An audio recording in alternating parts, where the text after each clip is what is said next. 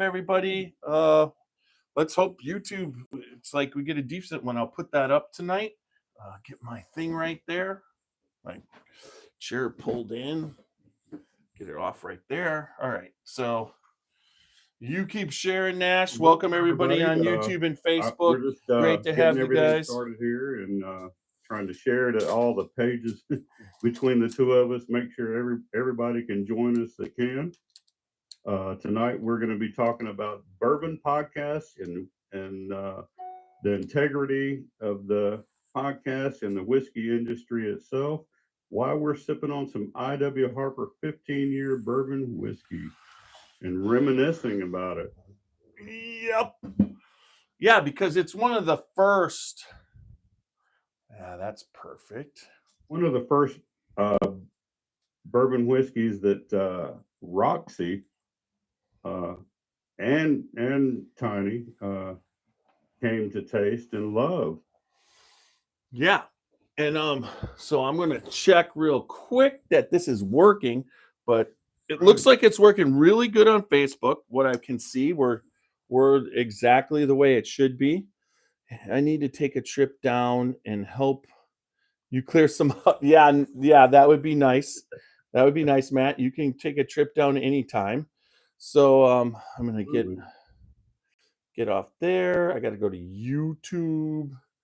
I got to make sure we got both microphones working. That's for sure. And then we'll get ready to get started once you're done sharing there, Nash. I'm trying to get through all of them and trying to make my limit without getting kicked. Then we'll get ready to get started once you're done sharing there, Nash. I'm trying. All right. Everything looks good on YouTube. I should be now. I'm in the picture right on Facebook, correct? You can see me. Absolutely. I'm not. Yeah, okay. How about me? Oh, you're in the middle. Yes. So yeah, there's no problem with that. All right, turn that down. I'm going to quick respond to everybody. Harper up here. Let's do a chat. A comment. There we go. Welcome, everyone.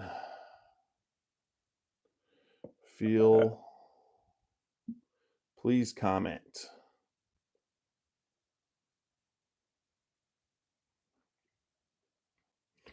There we go. I got the welcome one out. I don't know how many people we're going to get tonight, but I'll monitor YouTube and I'll monitor Facebook. All right. So we can do that. About ready to get started there. I want to slide this over just a little bit. So now that I can see it, I can slide this a little bit that way, which is great. And then I'm going to tilt this a little bit more towards me. All right, let's see what happens when I do that. All right, I'm closer there. I'm sticking in. We're almost ready, folks. But hopefully that'll work. It should have. So it doesn't look like I did anything. I bet you I wrecked it. I bet you I made it worse. I did. I made it worse. How the hell did I make it worse? That is so funny. Dad, how could I do? Oh, I know why. All right. I think you cut your head off on this one. There we go. That should have worked. All right. Everything seems to be working. I got everything ready to go, though. That's for sure. Oh, yeah, that's going to work much better. So I'm in it. You're in it. And the microphone's working. Comment. Let's see who's here. Whiskey Odyssey here. Let's talk whiskey. Excellent. So, all right. Thank you for sharing it, Jeremy. And thanks for being on YouTube also. Oh, awesome. We got some Absolutely. decent people coming on YouTube. We got a like already. Sipping on some Four Roses single. Oh, excellent there, Phil. Yeah. I mean, that's one of the we just announced and released Can't wait. yesterday our Bourbon of the Year podcast. And our Bourbon of the Year is Four Roses, Brent Elliott, not single barrel, but Brent Elliott All bad. small batch select limited edition 2024 for that he released. I believe Girl proof. 16,000 bottles he released when we had him on. If you guys want to see, you should check out our Brent Elliott podcast that we did a little bit Oh, yeah. there. Oh, right. Caravaggio is on Brent too. Good to see you, man. is super nice and always great when you meet him, and super great to be able to podcast and hang out with him anytime we get to do it. Right? Yeah, that podcast that we just did with him down at Four Roses. I was sad that you weren't able to, but CT and I were able to do that, but you were able to see it, and it was fantastic. And I was able to chime in while I was going down the road and ask a few questions to him. So, and y'all were able to get answered for me. So Whiskey Odyssey's drinking on some Highland Park 12. Well, I wasn't there, but I was there in spirit. Oh yeah, for sure. I mean, the only person that has to make all of it is me. Without me there's not a podcast, right? And you do a great job. All right. Well, there could be a podcast, but it wouldn't be the same. It would be Super Nash, but you would have to check out the you'd have to check out the podcast equipment from me. It's like I know. It'd be like a back when I was in high school. I'd have to sign everything out. The audio visual on that one. You know what I mean? Absolutely. Yeah. All right. So we're ready to go once you are. I could start while you're doing that. I'll start doing our sponsors. Just wanted to make I talked to Jason Giles tonight, and he wants to keep Rosewood Bourbon's rye going. Right now, he's having a little distribution issues. But if you're interested in acquiring Rosewood Bourbon, just contact me. I will give you his number. You can call him direct. And Rosewood Bourbons and Rye, that's Andy Dufresne's, the bourbon Andy Dufresne was drinking the night that his wife and her lover was murdered, that he was framed for in the Shawshank, Redemption, or Shawshank, right? Shawshank Redemption. Isn't it Shawshank Redemption? I think it is. Anyways, it could be. I don't know. I'm having some sort of problem. So we got Cali Street News, Cali Street News, and they love whiskey. Welcome everybody on YouTube, and thank you for watching. Thanks for commenting. If you're on YouTube, please comment. Let us know what you're sipping on tonight. Hey, Randy, it's good to see you. Walker's in. Yes.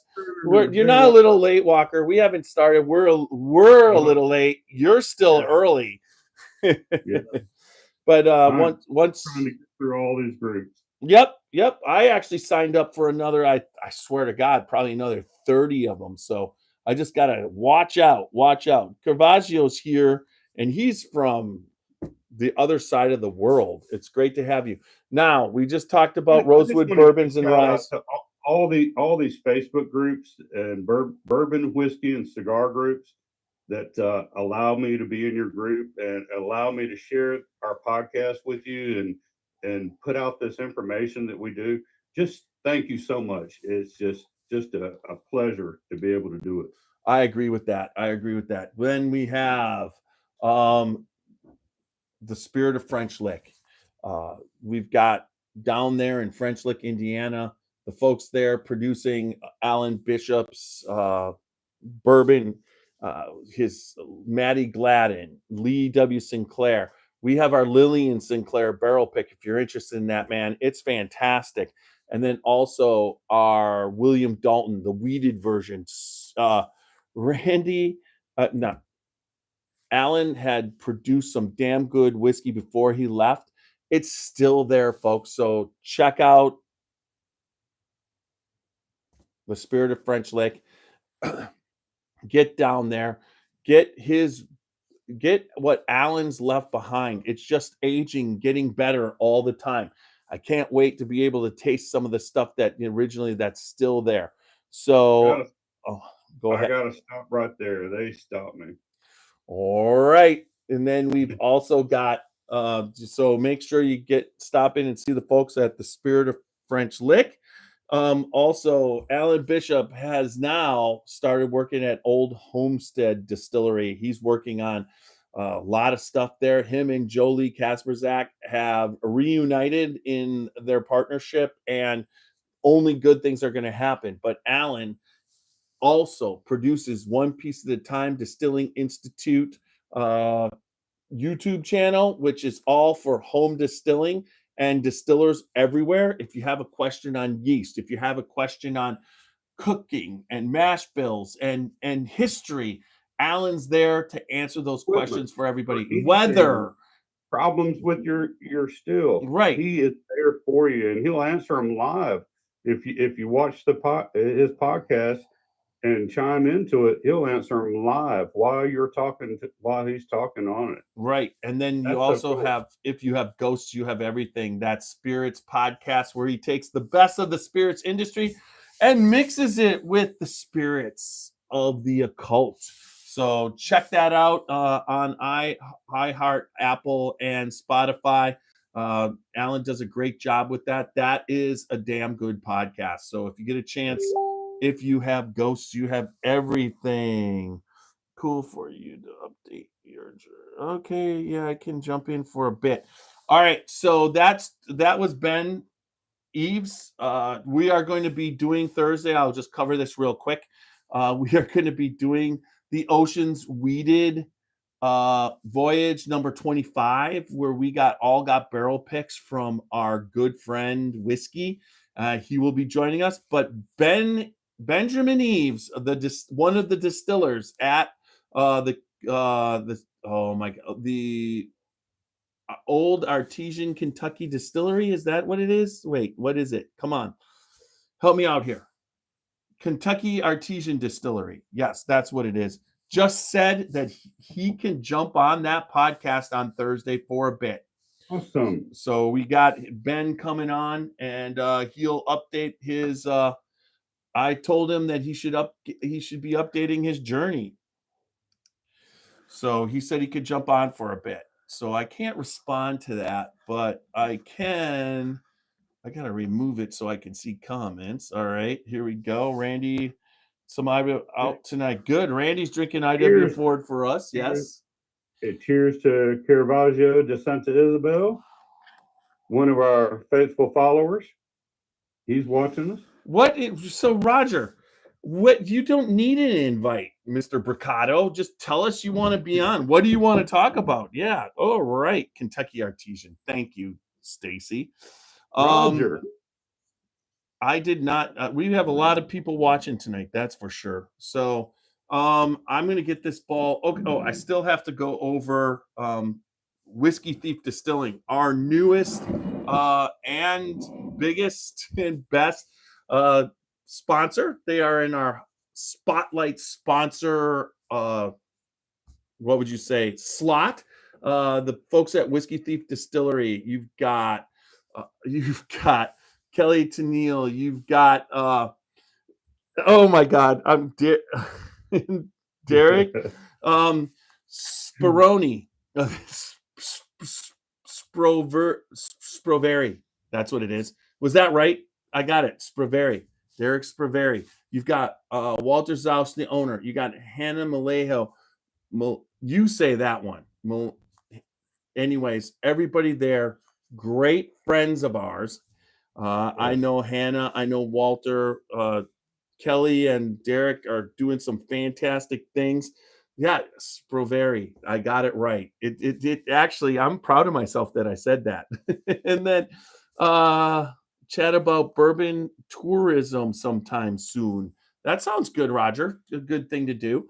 And the folks at Whiskey Thief, it's a barrel pick all day, every day. They have their Frankfurt location located right there on the Three Bar Boys Farm, about 15 minutes from Buffalo Trace. You can't go wrong when you get there. You get, for the price of admission, a tour, and you get to choose from 5 barrels, taste 5 barrels. And if you want, you can bottle your own 375 milliliter, 750 milliliter, and you walk out with a barrel pick. That doesn't happen everywhere at all distilleries. And the same thing at their tasting room up in New Lou, just opened this past fall. Fantastic. You walk in, there's 5 barrels there. You do a barrel pick. Fantastic atmosphere at both places. The food truck at the main Three Boys Farm distillery Oh is my gosh. fantastic. Whiskey Thief does some in the music and the whole atmosphere, and the same thing when you go up.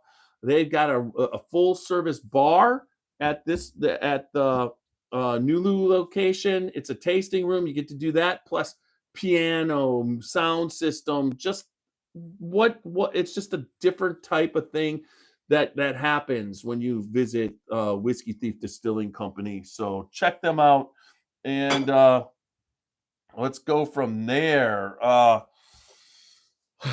Anything else? I mean, the old Louisville, we could throw in. I mean, a little shout out to him, what and everything he's doing. Somebody today on Facebook asked, "What is one of your favorite uh, blending people who don't distill? What's your favorite non-distilling producer?" And a lot of people came up with what Amin was doing at Old Louisville. So you got to check them out. Amin's just a great guy, and it's like a personal experience going through his barrel collection every single time you go there. Fantastic whiskey. He's got a good grasp on what he's doing there. So, all right. So you ready to get this baby rolling? Let's do it. Let's make sure I didn't screw anything up. I'll get my headphones on for the start, and we'll go from there. So we're about to start our Bourbon Whiskey Integrity podcast. There's going to be about a 45-second delay, and then you're going to hear our theme song, and we'll go from there. All right, here we go.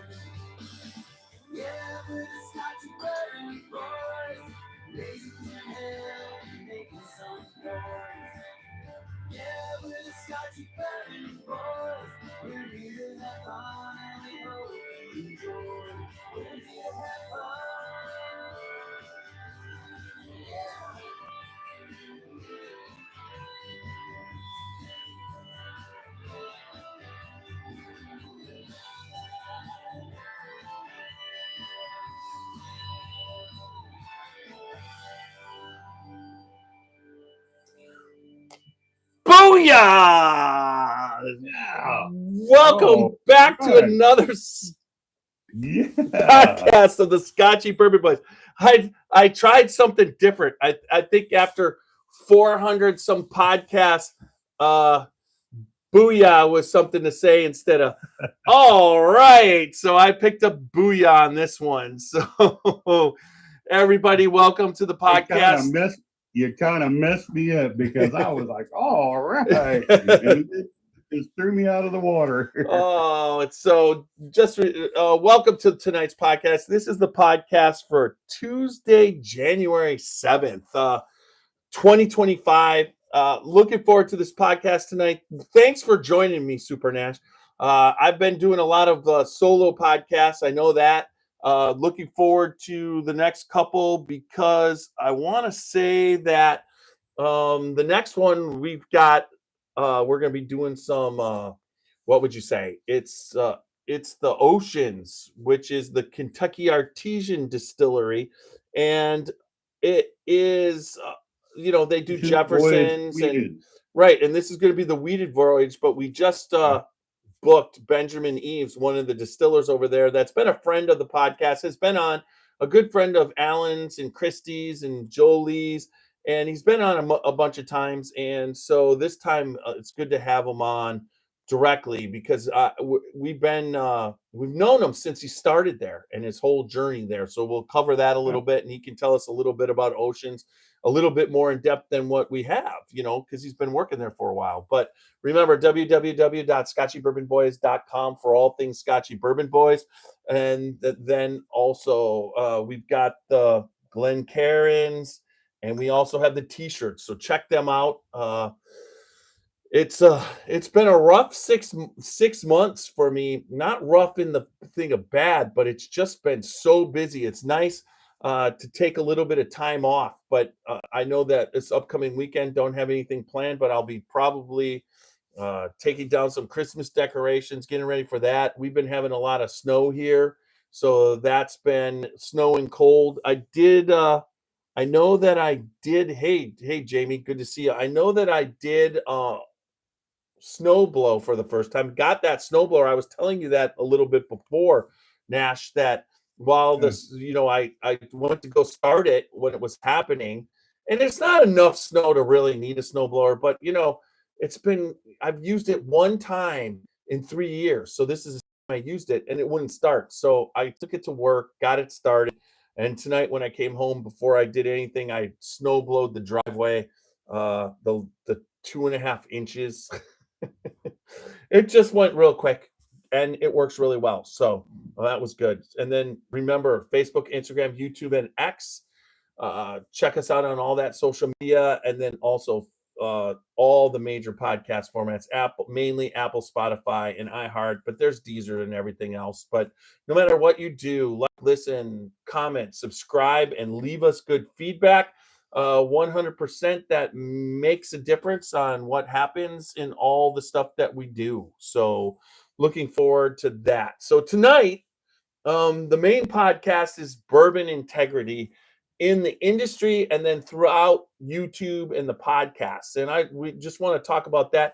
But to start off, we're not barrel banging this. I hope you like that, Stacy. We're not barrel banging. That's what we changed it to. But we're going to talk about a little bit of history and what this I.W. Harper 15-year meant. And realistically, when I was drinking it right off the bat, and it was Roxy's. I guess it's time to make a pour, right? Well, I'm making a pour, and honestly, this is definitely a rocks glass pour for me because it's got its own decanter. My wife watches Days of Our Lives all the time, and they got decanters out there. When they go to their carts with their whiskey decanter and have whiskey, or let's just say you're watching that Days of Our Lives, and then they don't have Glens there, so they pour from the decanter.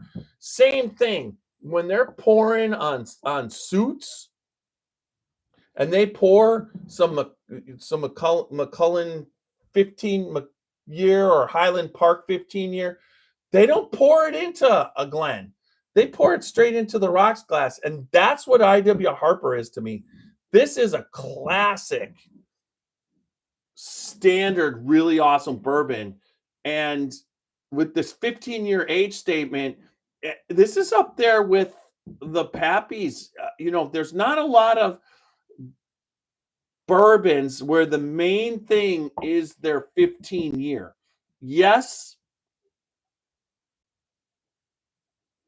So Randy said he heard I.W. Harper isn't going to be available anymore, but it's been available around. It's hard to find some places, but has been available. So I think with Randy saying that might explain to me going to I went to 4 different stores today and nobody had it. They were all out of it.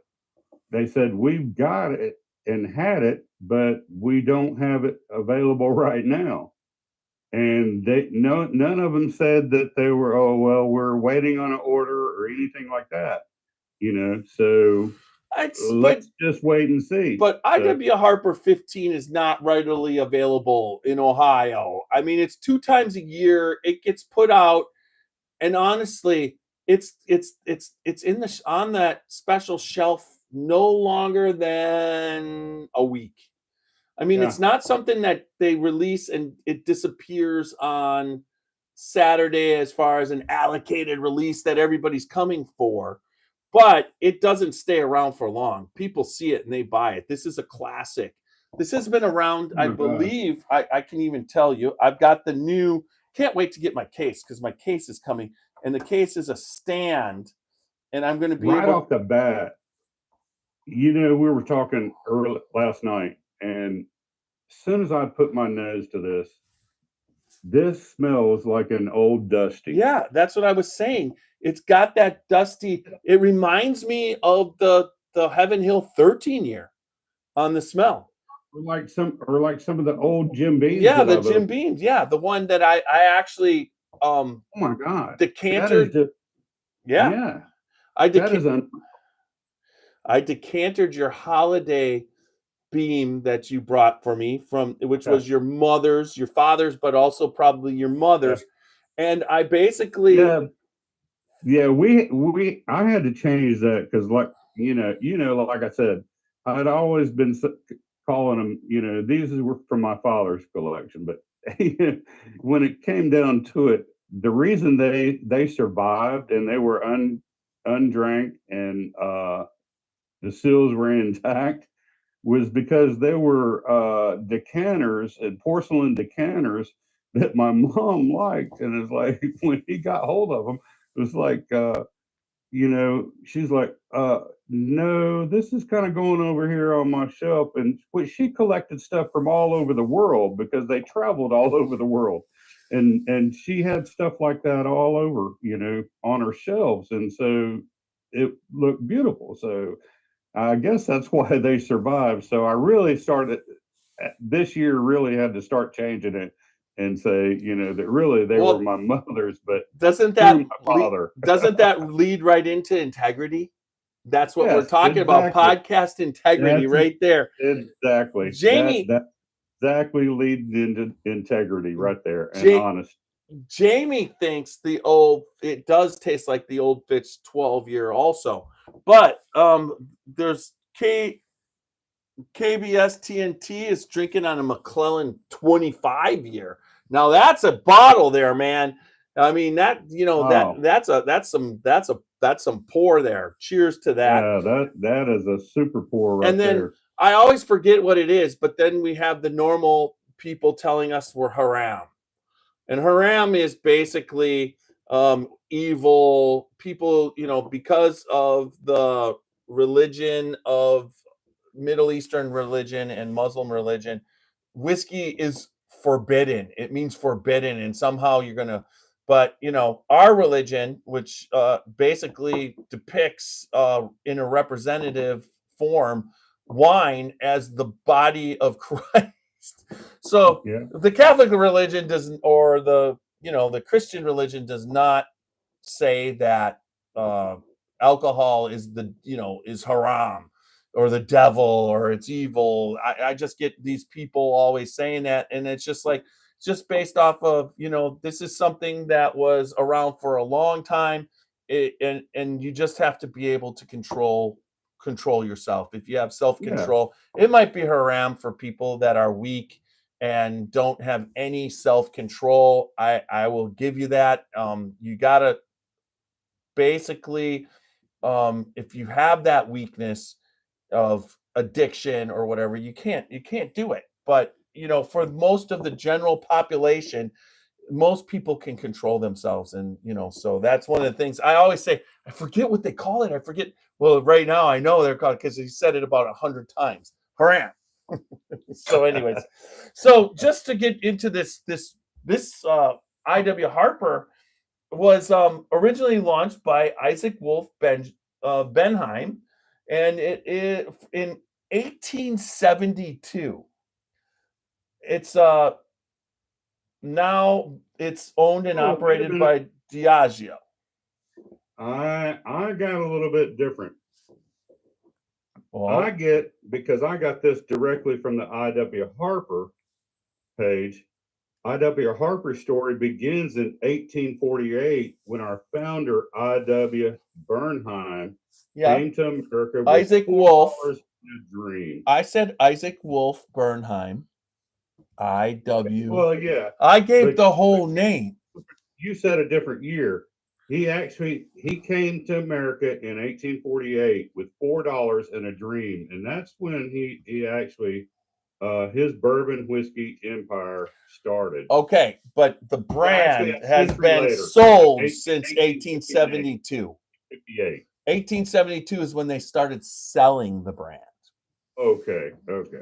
And I go, I'm a business corporate kind of guy, so I just go off of, when they start making money, that's when the brand's launched.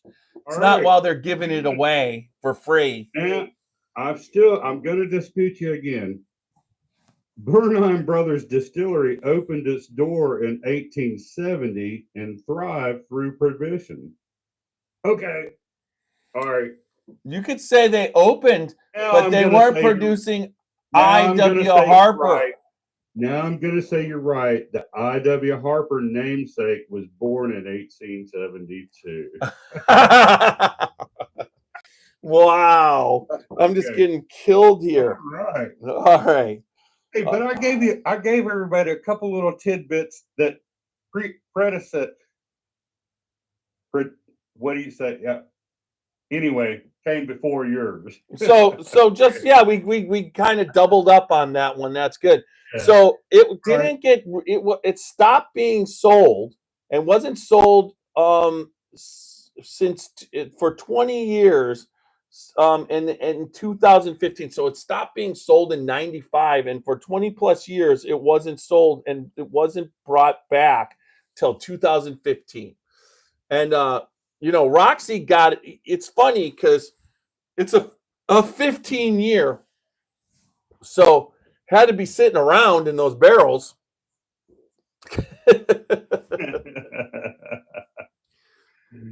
Yeah. Haha, about time I see y'all disagreed. We disagree all the time. Absolutely. Just everybody. We're just not disagreeing. We're just contradicting each other. Hey, Paul, you should see what CT and them do to me when I say the word peanut. Yeah. And my older brother. Oh my God! That we won't. I remember that. I remember that. Yeah, he brought that up this weekend. he was laughing about it. Had a good time. Yep. So, in 1955, IW Harper was a household name and international sensation. Iconic bourbon graced the pages of popular men's magazines, inspired clothing line, debuted in blockbuster films, and cruised around the world as an ocean liner favorite. Did you know that? Did not. I'm all happy for that. All right. And then, as its homecoming, after 30 years overseas, IW Harper returned home in 2015. The brand has reconnected with its style roots by building strong relationship with niche retailers, style collectives, and fashion figures. So it is distilled at the New Benheim Distillery, but it's aged in the Stitzelweller Distillery warehouse, which is on property at Stitzelweller. When we did the tour, we got to see their warehouse where they're aging the IW Harper. And also, now Diageo owns obviously Bullet. So Bullet and Stitzelweller and IW Harper are all mixed together at that old Stitzelweller distillery right outside of Louisville, and it's well worth going to. The historic aspect of it is pretty damn cool. They take you through. They've got a small still there that they're doing some, craft kind of experimental type things. But overall, the IW Harper and the Bullet. I mean, they have the Shelbyville for Bullet now, and they have all the different distilleries that we got to check out. You know what I mean? Well, yeah, absolutely. That's one of the distilleries I've been wanting to go to, but we've never been to. But also one of the, the iconic things that you can see at the old Stutzelweller distillery, you can't go inside, but you can look. They'll take you by and let you stand outside, but you can actually see a full glass still. You remember that? Yeah, I do. I remember looking in there, and you can't go in there because the reason why that Stitzelweller distillery was shut down is because Was of asbestos. Asbestos, asbestos. yeah, the Yep. asbestos was in there, and they weren't going to redo the whole damn thing. And the bourbon industry was basically in decline, and they basically just shut it down. Yeah. So what now bringing it back in the tours and what they're doing, they did some newer buildings and they've got some stuff, but They cleaned all that stuff yeah, out of the places that you're able to but go it's into in the expensive building. to remove asbestos from Yeah. anything. It's just Yeah. not something, whatever. So, uh, all right. So, this is the rip on this early on when I would get this is it's 86 proof. But once again, is this any different than what? Paul, cheers. Yeah. That's a good friend of mine, Paul Brewster. He's down in Texas, and he helps out a lot of people obtaining bourbon and whiskey that can't get it because he is in a state that gets everything. Yes. Used to live right up here in Greenville. Excellent. Yes, I'm glad that he's watching tonight. So what I would say is the reason why this is in a rocks glass tonight, and this is it, because I find this on the same level as you're talking about, like the McClellans, the 25 year, the 15 year, the Highland Park 15 to 12 years, or whatever. It's the same type of whiskey. And when you talk about scotches, for the most part, that are on a cart in some in a decanter in some wealthy person's house, those this is on the same level. This is something that you would enjoy all the time. Like, this would be something if I was rich and this would be my everyday drinker. I mean, it's an expensive bottle, but it's definitely right there at 86 proof. It's got the age on it and it's got that dusty flavor. Now, when we were first doing this Super Nash, you got to admit, we didn't know what dusties were or what they tasted like, really. We really did Yeah. not have a grasp of that. So when we're drinking Yeah. this, you didn't really. You're right about that because I didn't even remember that I had this collection stored in these boxes and in the attic until going on almost 4 years ago. Yeah. We were in our second year of the podcast. And And then all of a folks, sudden I realized it was like, oh my gosh. he's got some stuff up there. He's got stuff from and it's just awesome every single time. It's just like every time we get 60s, 70s and 80s, and it was like it every time I open a bottle, it's amazing. Yeah, and you go through them, and you're like the one we opened for the Jim Beam with the Christmas that I was able to. I decanted it. I scrubbed the bottle. I rinsed it out real well. I basically, when I was decanting it, I filtered out to make sure there was no cork, and got the pieces, the solids out. Then put it back, and I got it back in the bottle. I found a cork, a wood cork that popped in the top now. And then I cut the cork off the ceramic top and I glued it to that top. So right now it's really kind of cool. It's up there and it's in its glory and it's sealed. And, it's just like when I decanted it, the smell was so fantastic. Right. And the same Yeah. thing with this, the nose on this Yes, it's just got that whiskey. It feels like we're at Brad Bond's. He pours these Mhm. dusties and he always talks about how the best bourbons in these bottles. And I mean, honestly, a dusty without the funk. It's not a funk. It's a Yeah, it's charred, not a fun. it's a charred, Caram- mature oak caramel, kind of thing based off that barrel. It's not like a dry oak. It's a real sweet oak that just, I mean, just it's caramelly and butterscotch and just, it's just, a lot of people don't want me here to say it, but creamy Well, across the palate. I mean, this it is just coats it just so. I don't even know what version I have here. You know what I mean? I don't know if this is the Dusty that I opened that you gave me, the 6 from 2000. It's funny because they only brought it back in 2015. So the one you got me that time is a 2015. I couldn't find anything to tell me the date. And this, I know, and it's not on here either, but this is the same bottle that when I got that one. Well, I got that one for Roxy. I Yeah. didn't get it for you. Well, But I'm drinking it. You might not have got it for me, but I am drinking the hell out of it.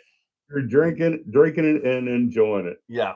And it's like, oh my gosh. And when you said that, I never ever would have believed that it tasted and smelled like it does. This is just fabulous. KRS telling you, TNT is doing some Jim Beam Devil Cut. Thanks, my friend. And we know what Randy Ford's sipping on tonight. He said That he's drinking on IW some Harper good too. And same thing, Jamie. Sounds like he's had some. I don't know what Walker's got. And Walker said preface for you. Oh, anyways, yeah, this is delicious. This is definitely I revisiting this, I was very I always liked it. Don't get me wrong. There's still some people that just don't, it doesn't have the proof for, but it doesn't need the proof on this because it's got the age. And the proof would get in the way of that delicious, I mean, toasted marshmallow flavors, the raisin, the spice, the caramel, the notes of the oak, the vanilla. It's all there. And I mean, it's just that old sort of just, dusty like, I don't know any other way to say it than like dusty, Yeah. because it's just an old flavor. And I mean, nothing like what you taste today. And like I say, it's something like I would have popped off a cork of a 70-year-old or 68-year-old J.W. Dan or a 72-year-old Jim Beam. Yeah, but there's behind me. There's a really nice sweetness behind it, that caramel. Yeah. And caramel and vanilla. It's definitely, for me, as far as the fact that this is 86 proof, the flavor on it and the body is just at a level that most 86 proofs that a Basil Hayden or an Elmer T, even an Elmer T. Lee, they just don't have this bold flavor. They don't have it. No, they have a little bit of like, that's watered down. I feel like this is where I want it to be. I tell you what, It's almost Scotch-like. It's like drinking Scotch without drinking Scotch, right? I can point to some up there behind me, like the old Fitzgerald, the 19-year, the 16-year, the 15-year, the Heaven Hill 18-year, several others that are that old or older that do not compare to the flavor that you're getting out of this right here. So Randy initially said mature, but he then changed himself to seasoned, and I will have to agree, it's a Yeah. seasoned flavor that a lot's gone into Yeah, to make this bottle. I agree with Randy. It's very well seasoned. But I mean, this is one bottle that it's so hard to throw away. I mean, it is an actual decanter. Like if you're gonna buy, it was in 2016, I think they said, and when I know it was just more than, but in 2016 it was $75. And the mash bill on this, and one of the reasons why I really like it is it's got a high corn. It is 86 corn, 6 rye, and 8% malted barley. So it's actually a barley. Yeah, we're going more towards, you're going with the corn, you're going more towards a Scotch with that second flavor, flavor being 8 and 6% rye. But who the hell does 8% malted barley and 6% rye? It's just such an experience that is on a level that it's where it needs to be, and it's priced reasonably. Unless you buy it at the distillery, then you're going to pay a little bit. I could see Randy, maybe they might be discontinuing it, but I don't think they'll ever discontinue it at the distillery. I don't understand why they would. Well, wait. Like I said, the way it flies off the shelves. Hold on. Now you got that. I'm pretty much. All right, let's go to. Oh my God. Let's do I.W. Harper.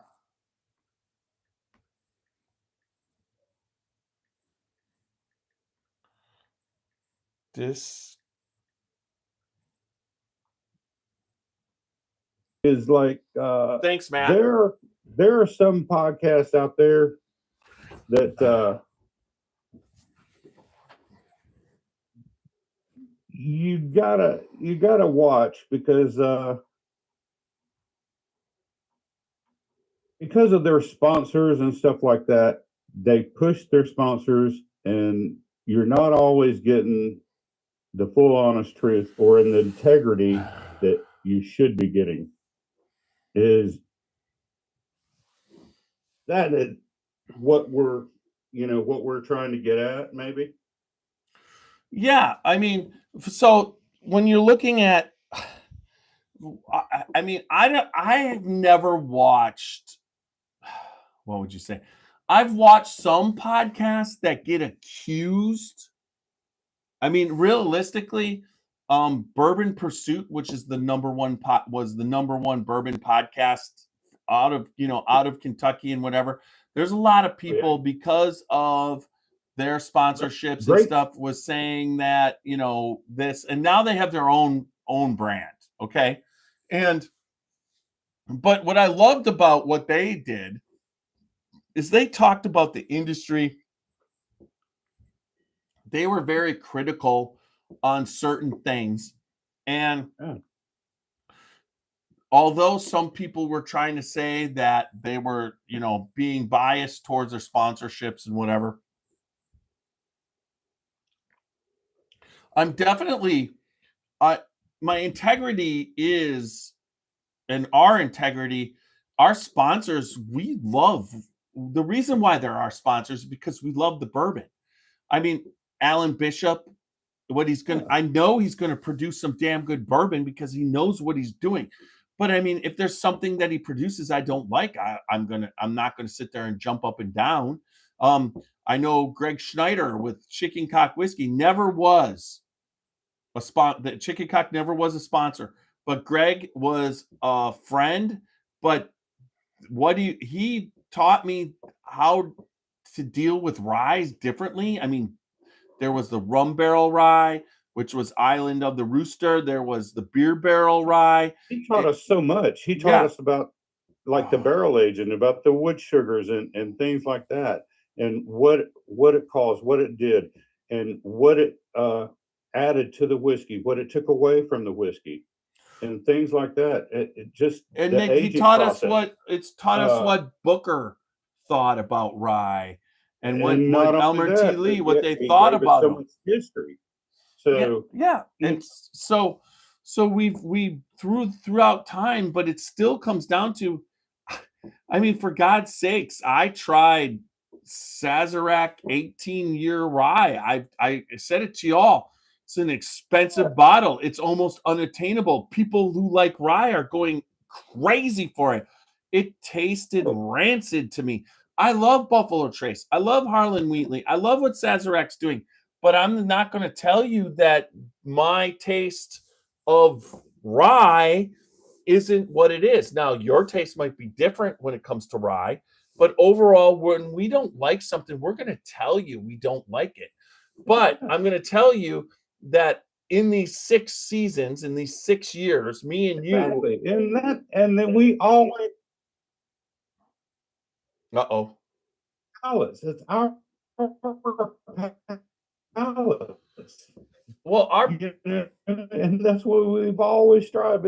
This is our palates. Even when we rate salads, yours could be different. Your ratings could be different. It's just what we do and what we taste, and it's just like it's the bourbons of the integrity, years. honesty, and just trying to relate to people, and that's what we do. I mean, we went out of our way to blind our bourbon of the year. Everybody narrowed it down to 5, and we blinded it. And then we took the group consensus of the rating to come up with our bourbon of the year. I mean, I don't know how you could be more, your integrity unbiased. can be more. Right. You could not be more unbiased to get a bourbon of the year than what we did. And I have to admit, unlike some other people in the industry that pick their, and we're not going to name names or anything or podcasts, but there's other people in podcasts that did their bourbon of the years, and they singularly did it themselves without blinding it, and just one taste one and one, and then they decided, oh well, this is what I'm picking. Which they're allowed to, because it's their bourbon of the year. But like I said, we have our group came up with the consensus. Yeah. Same thing when we do our barrel picks. We come up with the consensus of what we all like. Yes, exactly. And we're fair. And we do it as the most fair way possible that we can come up with. And that's the way it should always be. Yes, I agree. We locked up on YouTube and lost half of our people, but at the same time, we're going again. Without talking about Michter's, honestly, you're right, Randy. When it comes to rye, Michter's just kills it. Now, let's talk about really quick. Let's talk about the integrity of the industry. So, everybody we've met, okay, we meet the people who make the whiskeys. We don't meet the marketers as much as we meet the people who make it. Where the integrity of the industry gets a little weird, in my opinion, of whiskey is the marketing of the story. I mean, what's really the story? I mean, Elijah Craig, these people, there's a lot of stories out there, right, Nash? I mean, when it comes to it, that's where I find that the business part of bourbon and even scotches is where it's gray lined, isn't the actual whiskey in your glass. No, the whiskey in the glass, as Alan once said, we can get somebody to try it and buy a bottle. But to be a successful brand, you need to have someone decide they want to buy another bottle of your brands, Second bottle, that yes. second and third bottle of your brands, because there's so many out there. If you're going to buy one bottle and it's just okay, or you've done something that you should have done, people are going to move on. There's so many other bottles to buy or taste or whatnot. I mean, let's just be part of honesty. One of those brands, in my opinion, is Town Branch. I think that they're very American single malt forward. They're also a brewery that produces really good beer. They produce a fantastic root beer drink, out of a can. But when it comes to their bourbons, it's really hard for me to get excited. So you haven't seen a lot of Town Branch podcasts for us. And I'm not saying that some people wouldn't like Town Branch, but from our standpoint, most of what I've tasted in their bourbons has been not to my palate or liking. So there's where you get into the integrity of our podcast. We'll be totally honest with you. They produce stuff that they're excited. I've tasted some of their American single malts, and they've won awards for it up against Scotch. But you can always tell a distillery when the main producer isn't a bourbon lover, and those are certain things. I mean, I have grown up with the Watershed brand, and I was there with Ann and Aaron when they changed it from something that was not, but I could tell all along ownership at that point. The owner was a gin lover at Watershed, and he wasn't a big bourbon guy, but it got changed by Ann and Aaron. But when they left, or were whatever happened there, you could start to sense it going back to the way it was, because they just didn't have like all the bourbon people there. But since then, they sold to I don't have the details of who they sold to, but their bourbon's going back up. So there's a lot of stuff that happens in the industry that we're going to be honest about. I mean, I was really honest about Watershed when I was there and tasted it. And they were our sponsor at one point. And then I got online kind of chastised, which is fine. It's like you got to be honest about your opinion. I'm not saying that's a crap distillery. I'm not saying they're making bad bourbon. I'm saying that expression they put out was not to my liking. And that's what we have to do. At the time. So it's like, also distilleries have to own it too. If they put out something. I mean, I don't know how successful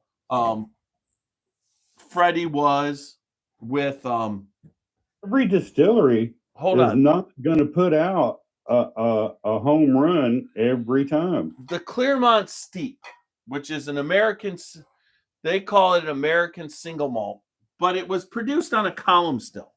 And most single malts are produced on pot stills. So I'm not saying one thing or another, but it was okay for an American single malt. But you haven't seen another batch of Claremont Steep, have you? I mean, I just don't know how successful that was. But at the same time, distilleries have to. I love the fact that they're trying, because I could tell you the Infinite bottle, Little Book Infinite, it was freaking fantastic this year, was it not? That was going to be my point, is that distilleries they're not always going to hit a home run off of everything that they make.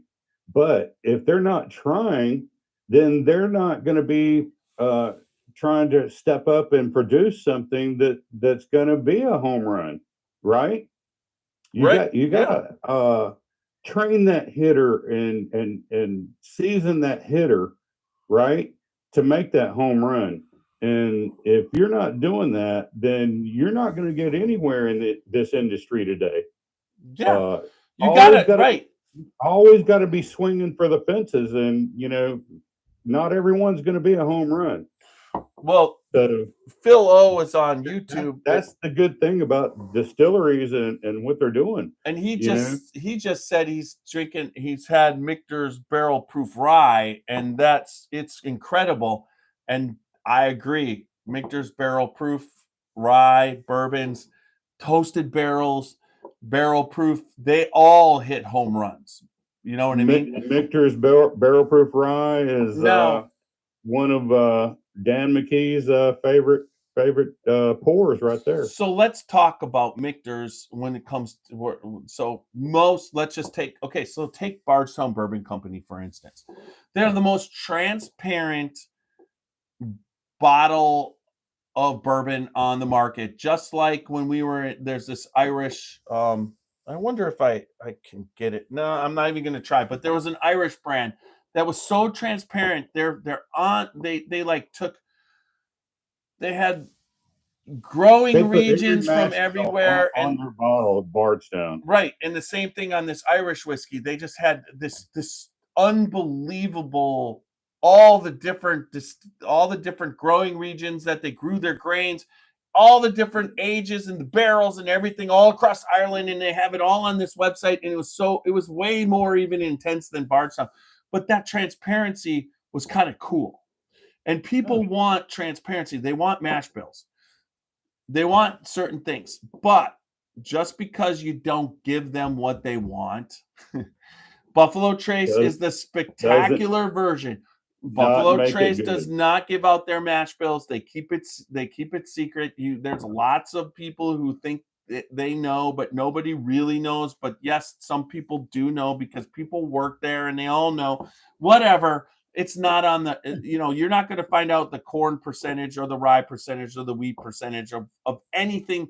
It comes from one of 4 different mash bills at Buffalo Trace. And that's all you need to know. The same thing when you're talking about Michter's. They don't give you the detail. One of the reasons why Dan likes us so much is because we love Michter's, but also we love him. And we're not trying to expose corporate secrets. It's not something that's so important. I know so many podcasters went in and they're like, come on, Dan, tell us the mash bill. They were trying to break some news. We're not looking to break news. About that. We're trying to get the information that you need as a viewer or friends or whatever. About the taste of the bourbon or the whiskey that they're producing. Right from the distiller. That's the main thing right there. If you want to know about what the bourbon or the whiskey tastes like, then that's what we're trying to bring you. Yeah. We're not trying to bring you the scientific information and how it's made, the mash bill and things like that, or the secrets of the company. We never have been. And we have. You want to find that stuff out, you need to try to go to another podcast. But if you want to find out what a good bourbon or a bad bourbon, because we taste those too, and we'll tell you about them, right? Yep. We have. Now we have someone on YouTube that's watching from Russia. I can't read Russian, so I have no idea what his name is. But thank you for watching. Thank you for considering. Wow. Do you guys get bourbon from Russia? And we got Thomas Anderson. Cheers, Thomas. Thomas has been a really good YouTube follower. He comments on our stuff. We really appreciate what you're doing there. And keep doing it, Thomas. Our watcher in Russia. Cheers to that, man. That's really kind of cool that we got people coming in from Russia. That is so cool. Yeah. But I would say once again, all your friends. Once again, honestly, I.W. Harper, when I was putting out initially in that 2019 area where my wife was just telling me how much she loved this, I remember buying the first bottle. We got it. We were at Stitzelweller, not with you, but the first time we toured it, because I had to get the stamp because I was doing the Kentucky Bourbon Trail. And we went up there. Me and her went up there, and we stopped in the gift shop, and I.W. Harper was in the gift shop. So I liked the bottle, and she tasted it. on a tasting, and it became her immediate favorite. And I remember, I believe we paid $119 the first time, $149 at the distillery the second time. But I will tell you this, Nash, Hmm? the first time she asked me to make a hot toddy out of this was Oh, by far the most expensive bottle I had ever bought. And I'm like, can't I make it out of Jim Beam? She's like, no, make it out of IW Harper. I'm like, okay, it's your bottle. And she absolutely loved it. And now every once in a while she'd just be like, I need that IW Harper. Now, our palates have evolved. In 2019, I went through a chocolate phase. I went through a caramel, a butterscotch phase. There's all these different phases. A cherry, you pick up cherry sometimes, cherry chocolate. Yep. But I will have to Peanut. say that You go through a peanut phase. yes, a peanut. That was for UCT. Anyways, you go through all Yeah. these different phases. And you too, Marcus, if you're watching. Yeah. You go through all these different phases, but coming back to this, I really think it's on a special level the second time. I didn't realize how good this was because I hadn't had any Dusties. And Dusties have a really good, rich flavor, right? You know? Oh my gosh, it's so rich and caramelly, vanilla. Yeah. But then they throw in this little funk. Yeah. Now, this 15-year has it without the funk. And it was very similar to drinking the 13-year-old Fitz this year. That's 25-year-olds because it sat in a steel container for 12 years. Exactly. It had that dusty flavor, whatever. And I really feel that this is the right proof for me with this 15-year. It is right there to compete with the scotches and whatever. So, I mean, guys, we're not here to lie to you. We're not here to. I mean, the reason why Whiskey Thieves are our premier podcast sponsor is because we go there and we had been going there for 3-4 years drinking their bourbon out of the barrel and having. I mean, I don't love every barrel that they have, but you know, when you got 5 to choose from, there's usually a time I figure out a barrel that I like and I walk out with a bottle because of the fact that it's so good. And they just started their weeded bourbon program, and that weeded that I got last September, it's got this cherry bomb thing that's happening that's so really good. Didn't get to taste that at Christmas. I know, we tasted so much. I mean, God darn it. I wouldn't have tasted it if I did get to taste it. So I'm glad you're saving it. I mean, how? Oh, Jesus! Oh, and I see it's depleting every day. I say there's about 2/3 of a bottle, and that's yeah. I hit it sometimes just because I like to get that tart. I like a bourbon with that tart cherry. It's a tart cherry. And you know, I love that Green River. You March 6th, and there better be a pour. Aaron Harris sent us a Cherry Jubilee single barrel that he signed and sent up to me that I was able to get from him, and it had that cherry flavor too. So very similar to the two, but like I said, we're not doing this. The integrity of there's very few podcasts that I feel don't have integrity. I don't go, well, those guys don't know what they're doing. The Bourbon Junkies, they're great. You're talking about Bourbon Pursuit. You're talking Chad and Sarah, Bourbon Night Out. I mean, Bourbon Night Out. You're just, Mash and Drum, Jason Calore, fantastic podcast. I never get, the guy's dynamic. You know what I mean? Yeah. Fred Minnick, even. I don't get. Well, now Fred, every once in a while, he's a whole category in itself. I mean, honestly, he brings on some celebrity people that they've had some stuff, and he kind of whatever. And I disagree with that when some of the celebrity bourbons, although Antonio Freeman's bottle from Luca Mariano is still fantastic to me, but Oh my gosh, isn't it? where's 80 cents. Peyton Manning's? Where's the next batch of what was it? His bourbon that he put out. I forget what it was. Anyways, it's been a year. There's not been another batch. You know what I mean? I don't know. I don't know what's going on. But like you were saying, we're not putting this out there saying that we're saying that a lot of podcasts don't have integrity. We're just saying that you should look for integrity Oh yeah. in what you listen to, and And you you know, should like the stuff. So let's just say you don't like what I'm saying. You're not like, oh, I don't. That doesn't. I don't taste that, or I don't this, or that. I don't that. It means that our palates aren't aligning up. So if your palate doesn't align up, you need to find a podcast where it aligns up. It's not always that the people are telling you the wrong thing. It's they yeah. taste something different. Sweet. And you're not always going to find a podcaster Walker and or Randy were that's Sweeten's tasting Cove. that aligns with your palate, because everybody's palate is different, and it changes, on the basis, of what they've tasted or eaten during the day. Your palates change so much, so don't base it, on just what they're talking about and how they're tasting it.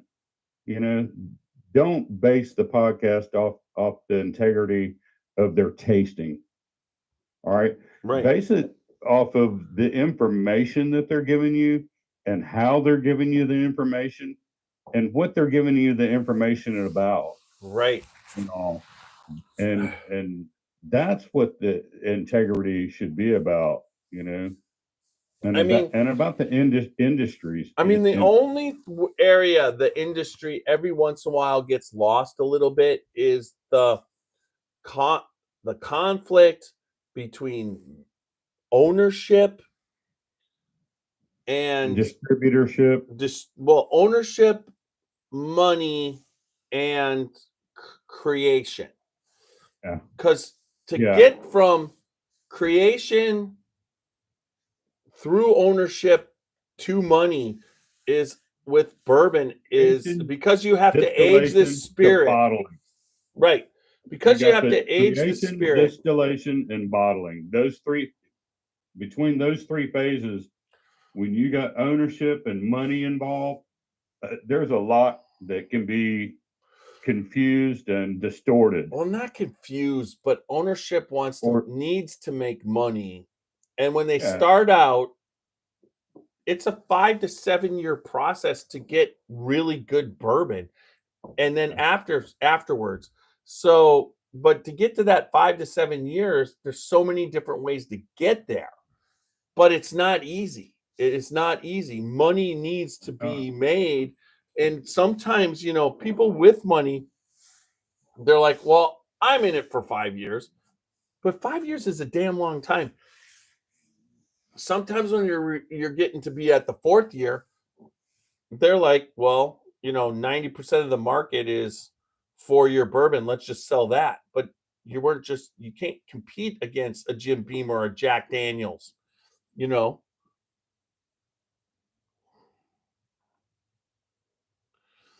So Sweeten Cove. So Walker, you're saying Sweeten Cove was a collaboration with Marianne Eaves and Peyton Manning and his brothers?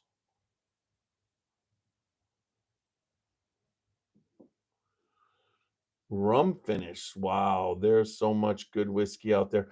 And there is. I mean, that's one thing, that there's a ton of good whiskey. There's so much good whiskey. It's hard to do a podcast about something that I don't like. I mean, when I come down, I've got probably 20 bottles lined up to do a podcast. So I'm going to pick something. One, I don't like to sip all night.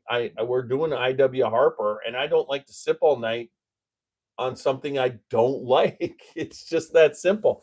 But we're going to be honest. And I did not know Marianne Eaves was involved with Peyton Manning. I did not know. Sweetens Cove for $75. I couldn't believe it was priced right.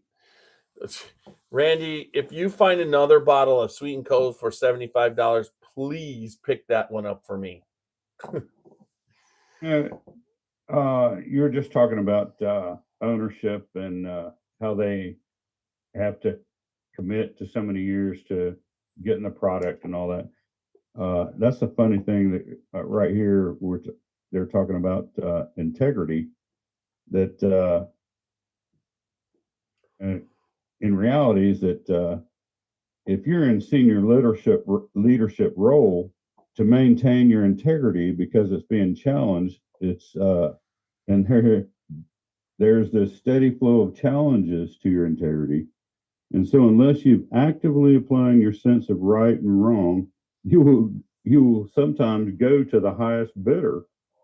And so that was something, that's to be said, that sometimes that your integrity, as an owner might be for sale.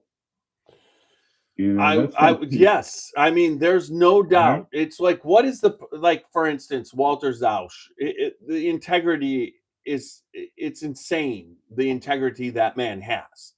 He's the owner of Whiskey Thief Distillery. He is in this. Yep. Because of his integrity and his love for bourbon. He's not just, he makes money. There's no doubt about it, because his integrity and his love for bourbon. I mean, what he's doing is phenomenal, and he just loves doing it. I mean, taking us to the Pendennis Club. I mean, what Walter exudes is like the kind of person that if I was a maker of whiskey and bourbon, I would want him to be my owner, because he's the kind of owner that is right there with the distiller, and he's open for stuff and stands behind him and 100%. But then you get into the integrity of Starlight, which is a fantastic winery, which they make fruit wines, and they do so much. They've got they grow all the stuff on family-owned business. And they're owning it, and they're just because it's family owned and they're a part of everything. But then you've got when you get into the big corporations, what Fred and Freddie have to deal with Jim Beam and Suntory is a whole different thing. But that's what I'm talking about, is the influences, is that sometimes the integrity is being sold. But in my opinion, Fred and Freddie maintain the integrity of Jim Beam's. They have the high brand plus the general Jim Beam brand that they keep consistency on making massive amounts of, because that's the largest part of the industry for them. But Freddie's experimentation and building a whole smaller craft distillery kind of thing off to the side while they're producing massive amounts of everything, and then aging it, and their knowledge. I mean, there's something to be said. That's a product of their challenge from them to maintain their integrity. To maintain their integrity. Yes, I agree. As Booker told Fred, don't F up my bookers. I mean, exactly. I get, and Fred's done everything to maintain that integrity. So, the industry overall, I mean, Buffalo Trace is the most unique thing out of this, because it's a combination, but Sazerac is a family-owned business. It's not a corporation. It's actually a family-owned business that owns Buffalo Trace. And what Buffalo Trace is doing is freaking amazing, and it's still based off of, in my opinion, that they maintained E.H. Taylor's steam heating system, which is still maintained to this day. Those pipes have been there since the 1800s, that they heat and cool their warehouses consistently. They don't say they rapid age anything. They say it's a 7 or a 6 year. But while they're doing things to make that 7 and 6 year taste more mature, and it works. You know, the Weller line, the Pappy line, all, you know, the George T. Stagg, the Stagg, the Blantons, everything there. The Ancient Age is based off of not telling you what the mash bill is, but they've got 4 different mash bills that they don't tell you the numbers, but they say they have a high rye, they have a regular rye, they've got a wheated, and then they've got, well, but we also know that they're doing the whole wood finish series, and they've got the mash bill of E.H. Taylor. I mean, they're doing so much right now. OFC, Old Fire Copper. Wouldn't that be great to be able to taste that one time? Oh my gosh. And this weekend is the drawing that I'm in the lottery for the old fashioned copper. So wish me luck. I wish us luck. Yes, I wish us luck, because you know I will crack it open and I will not send you a sample. I will bring the bottle or fly you down, whatever we got to do to open it up in person. Well, in my opinion, if you need some help with the cost, I'm willing to pitch in there. That's for sure. Absolutely. If you win, I'm in. Woohoo! Woohoo! Oh my God. So, anyways, integrity is everything. I just want you to know, if they draw me for the Millennium, You're I'm not just gonna buying have that. to say I'm not going $7,000 for a bottle of Millennium. So I'm gonna opt for the next available option. If you The got Eagle drawn Rare for, Rare. The Eagle Rare Rare. I'm not going 3,500, man. Why would you go 3,500 for a bottle? Because I can. Right? So Randy passed on an OFC because of the $3,000 cost. I would buy an OFC before I bought a Double Eagle Rare. I really would. About the same cost, right? Yeah, but an OFC is something that is like, Oh yeah, yeah. Like, why do I need double Eagle Rare? I don't give a shit. It's Eagle Rare. What did they do? What did they piss on it? Did they take a dump on it? How is it double Eagle Rare? I mean, it's just, Well, how about if I buy 50 bottles of Eagle Rare single barrel and I'll age them and then sell you half of it. well, how about we buy them, put them in our own barrel, and then we'll call it triple double Eagle Rare and sell it for $1 million. Yeah, no. That's what I was saying. I was going to sell you half of it. I didn't give you the price. Okay. Because of the angel share and the tasting share. What is Dever? So Randy's going to pull out. I'll give you one, Randy, right now. I'll take the Double Eagle Very Rare if you don't want it. I love the Double Eagle Very Rare. But did you ever taste the Old Fire Copper, Randy? I mean, you passed on it, but you love Double Eagle Very Rare. And no, we have never tried Double Eagle Very Rare. No, I have never tried Double Eagle. Yeah, that would be an honor to try. It's just like. But I was saying, Randy, if I got Drew for the Millennium, I would opt to go to the Double Eagle, because I know that's in the drawing too. But I would rather be picked for the OFC, the Old Fire Copper.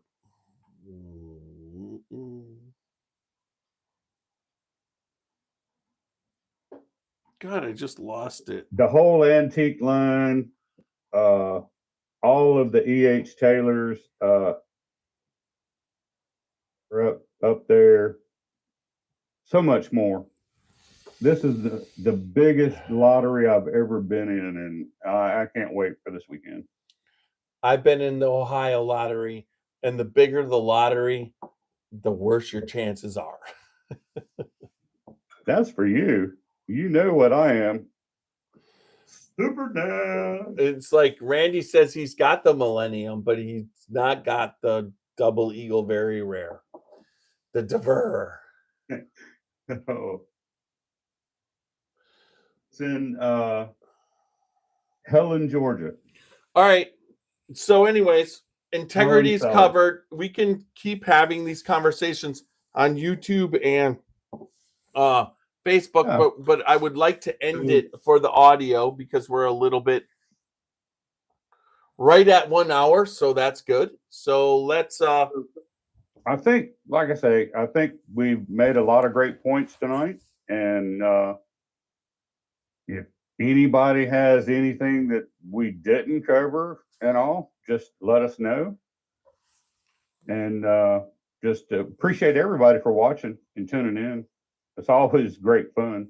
Yep. www.scotchybourbonboys.com for all things Scotchy Bourbon Boys. Check us out. And then also remember Crystal Glen Karen Club. Yeah. Don't forget about that. We have one of those. We have one of these.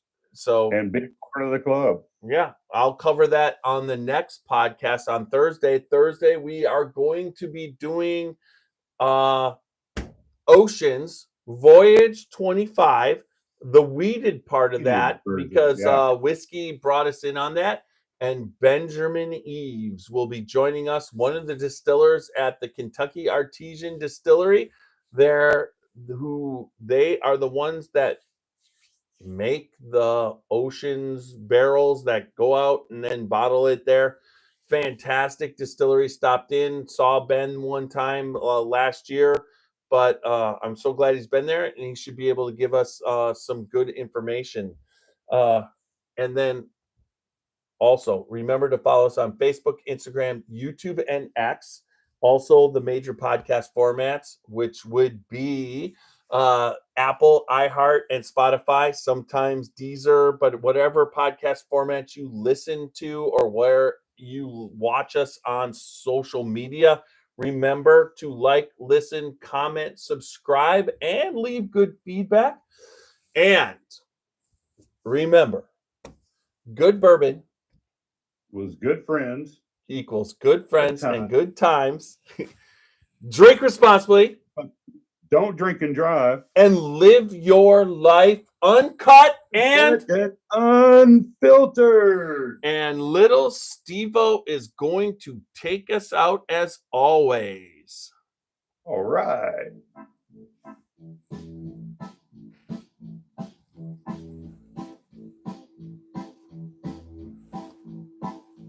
Oh, show me the way to the next whiskey bar.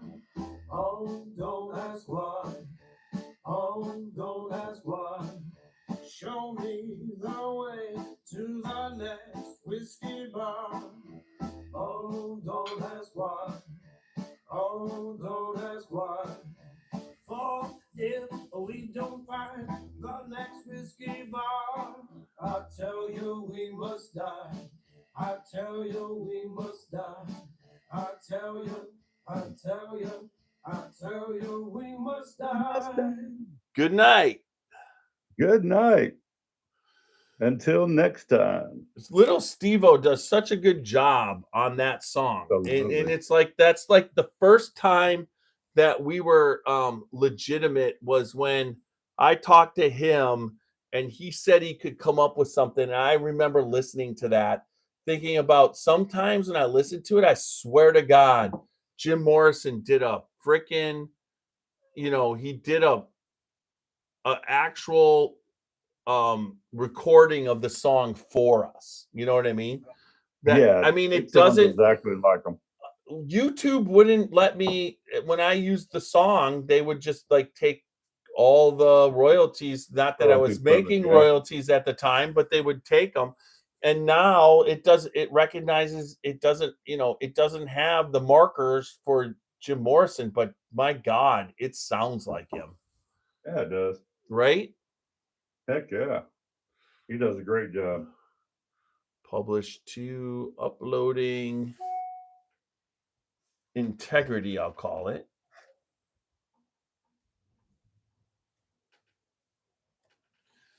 All right, I am saving it. All right, so everybody on YouTube, I mean, a decent amount of people love the YouTube tonight. Cheers, Thomas. We've got somebody, Jay. He came on. Aaron wants to know if he can have some, and he'll review it. Aaron, if you get a hold of me, I will send you a sample of IW Harper 15. That would be great. And Thomas, it's good to see you. And Jay, what we're drinking, we've been drinking IW Harper 15 year from the start. Thanks, Matt. Thanks for telling us that. This should be a wild podcast on the, because we're going to have us all in studio. Hopefully, Roxy's been under the weather, Nash. That whole thing, remember we were talking about how she got over the cough and everything and just had a little bit of a cough? Well, it came back on her. Yeah, you were telling me that. Tell her I sure hope she gets to feeling better and gets rid of that thing. Yeah, she was. Did they give her some shots and stuff to? No, she saw the doctor this morning and he just said it's a virus. So he re-prescribed some antibiotics if she needs it. And then he gave us this thing. Well, today she did all of her all natural stuff and she kind of slept and, sweated it out and whatever. So tonight she was feeling like not totally dead, but I'm taking my medicine right now. Yeah, I told you last night. Keep up the medication. Yeah, for sure. Keep it knocked out. That's what I've been doing. So Yeah, all that stuff's been going crazy around here too. Yeah, that whole thing's been going crazy. And my wife, she wasn't sure, but there was some things, and so she went in for an exam, and she was a little nervous and whatever. And then when they were doing the exam on her, they noticed in the ultrasound that her lymph nodes in her armpits were enlarged. And Yeah. honestly, she kind of like was pretty sure she was gonna die after that. And I had to talk her down and she's fine. But now it's because she was getting sick. And Yeah. and so good news is that what turned out to be just negative and we're all good. So cheers to that, my friend. Cheers to that. Yes. What we want to hear right there, brother. Life is so unique, but once again, more wins. All we need is wins. That's right. And I'm just gonna let's do a shout out to the Green Bay Packers. Let's hope they get their crap together and they beat the Eagles, because that's going to be a rough one, but I think they got the capability. If they play up to if they play their game, they can win that game. We'll see what happens this year.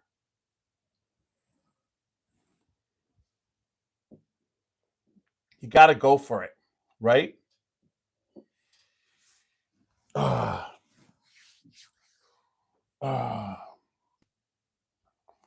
Lizen, you are like on fire right there. Thanks, Matt, for saying. I don't know how many, were there a lot of people watching? I know. Let's just keep going because we're up on YouTube again and we're up to 12. I mean, it's going to be it's going to be more than it was last time and the last time before. We're building back up and I'm refraining. Now, Nash, I finally got my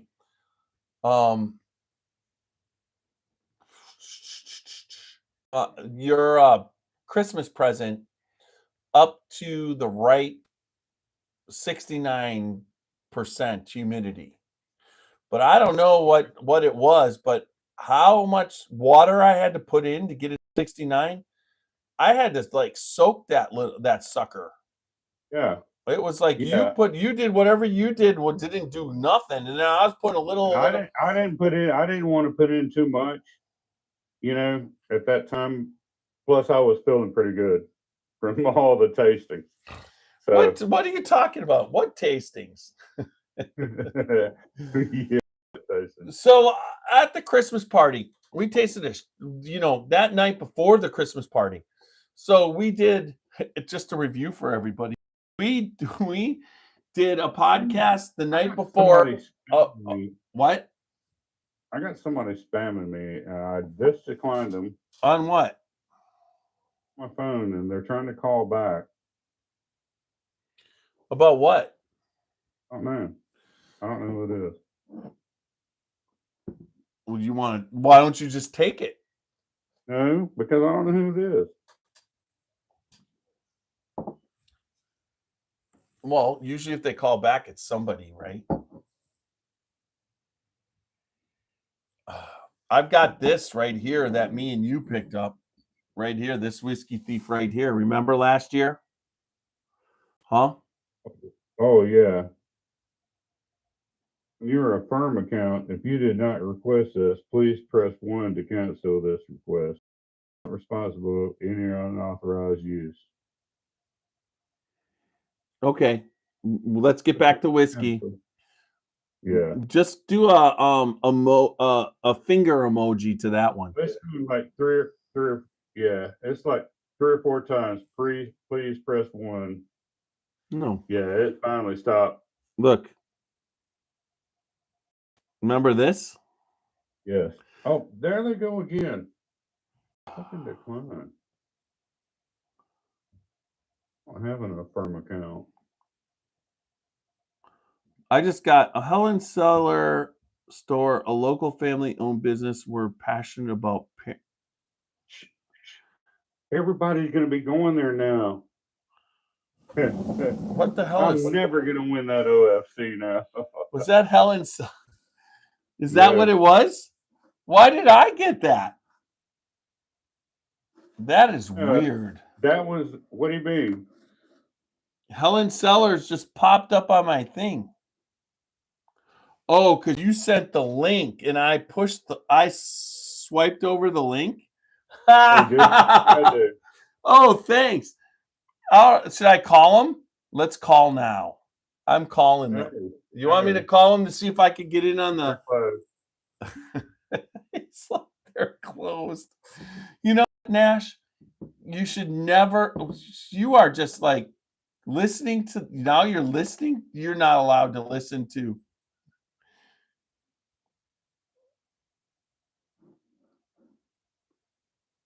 Look at your Scotchy Bourbon Boys messages. Who? Is that Randy's calling you?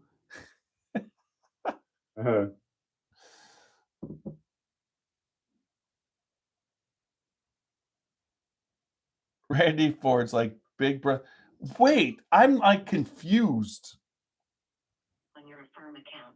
If you did not request this, please press 1 to cancel this request. No, don't do that. Just hang up. They want you to press 1 because you didn't request it. Randy, Jeff Mueller. They called like 3 times. And I'm supposed to look at my Scotchy Bourbon Boys account? Where? Cheers, Thomas.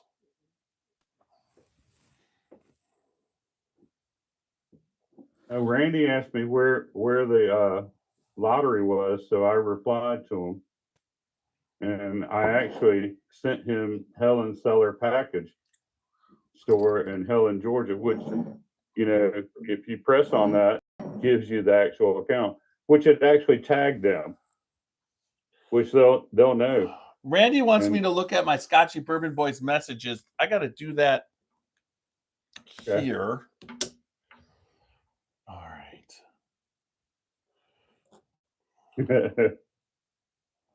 Randy, I think Randy was telling me his big brother calling me.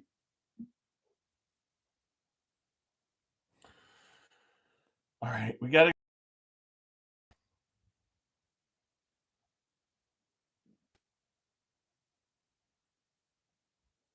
Oh, you have a Sweetens cover picture. Walker said.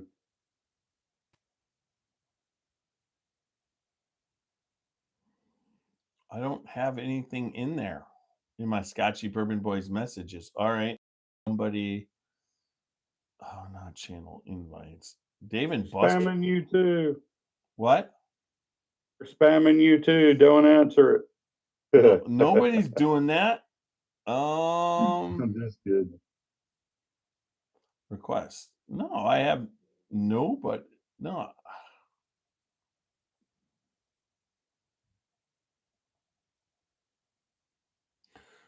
There's nothing here. So Messages, Randy, not messenger. Your messages, text messages. I don't have a Scotchy Bourbon, but oh, he's Text like messages. that is the YouTube phone that's live. I can't do that yet. Oh God, yeah, I can't do that yet. Walker figured that out because he said your SBB is probably broadcasting YouTube at the moment. Yes, it is. Thank you. You're right, Walker. Yep, that's why I was trying on my regular phone and that didn't work. Walker, I've been meaning to ask you because I hadn't been on post lately. What's the name of the liquor stores on post? It used to be like AFES or something like that way back when in the 80s. The last time you are old. I know I'm old. Last time you've been on the in the 80s.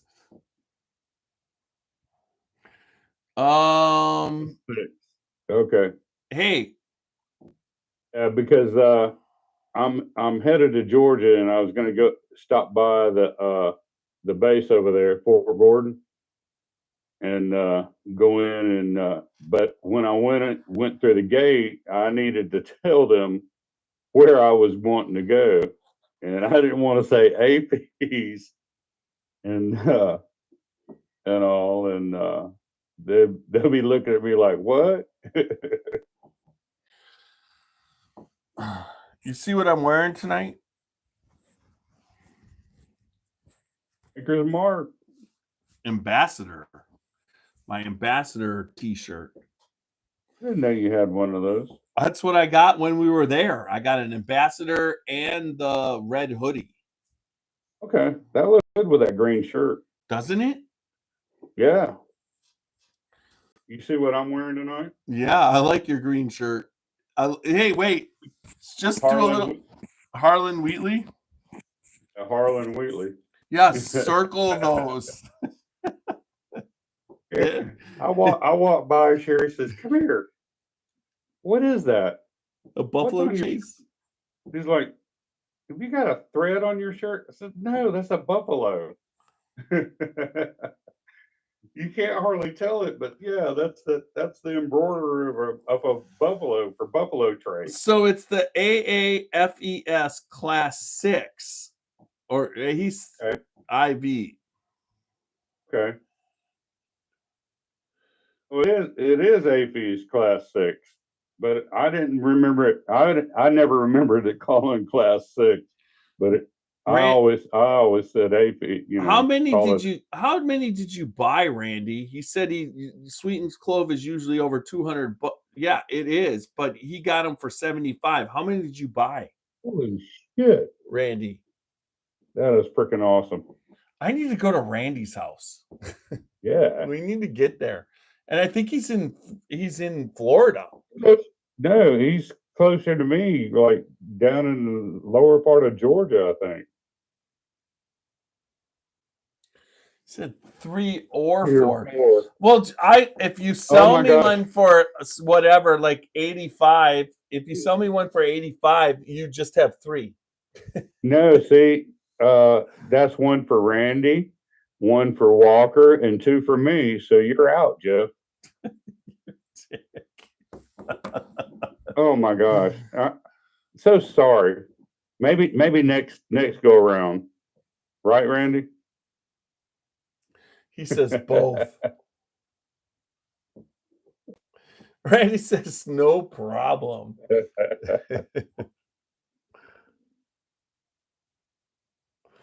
Air Force Exchange Service. What were you? Were you like AAI? No, I just called it APs. APs? Sure. Okay.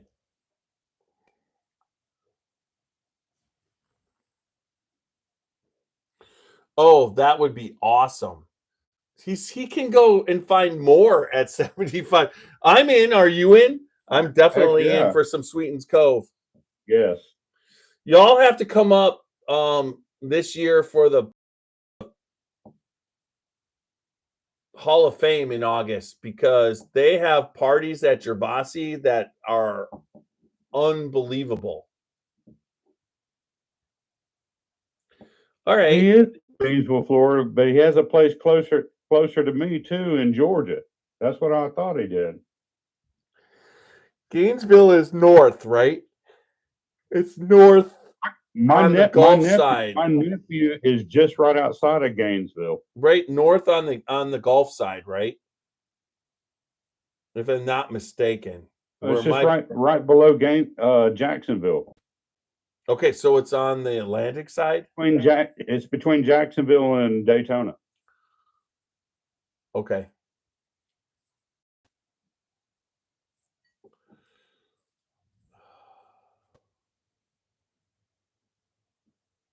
Randy, I got a Rolex that my dad gave me that's put up in my safe that he bought over there that when he passed away that I got.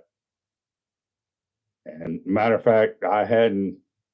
It's been in my safe since I moved in this place since he passed away. So What's that? 100 years ago? no, it was he passed away in '99. Thank you, Jeff, for making a joke. Well, that was 100 years ago. We're in a different millennium.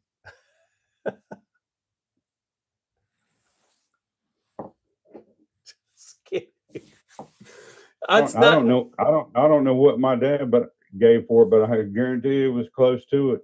What? He did 2 terms in Vietnam. Yeah. We weren't talking about that. We were just talking about how long ago you got all that. I'm not talking to you right now. You're old. You're old, but I'm older. Old joke. I'm older than you, but I'd have no glasses on. And you know, when I met you, that hair up there was a lot more color in it. I love you, brother. That just amazes me, though, that Randy just brought that up about that. I hadn't even thought about it, about that Rolex. But you know that Rolex is probably worth $3,000 to $5,000 right now. Your dad's? Yeah. And then the same one that his dad bought, and he's got in his safe. So that they bought for $600 at the APs in Vietnam. Really? Yeah. I got one too from my dad. Like I say, it's in my safe in there. He's still in college hanging with the Randy. Yeah, actually, Randy, you're retired. Okay. Yeah. All right. All right, everybody. I almost believe that after walking in and seeing them surrounded by all those girls at in Bardstown. Where? When we walked across over there at the Evergreens. You Bardstown. You did that. I went Oh, home. you did. Oh, that's right. You had to go home. You came for the Ohio people at the hotel. Yeah, that's right. Hey, good night, Randy. Enjoyed it, brother. All right, I'm going to end this YouTube real quick. Hey. Let me end the YouTube. I think it was decent amount tonight. Let's see. Good night, everybody on YouTube. Talk to you, Everybody, thanks for watching. Thursday Appreciate night. one of you. Make sure you're here Thursday night for the Oceans Voyage 25, the weeded that was on that voyage. All right. Benjamin Eves from the Distillery, Kentucky Artisan Distillery. All right. Good night, everybody on YouTube. All right.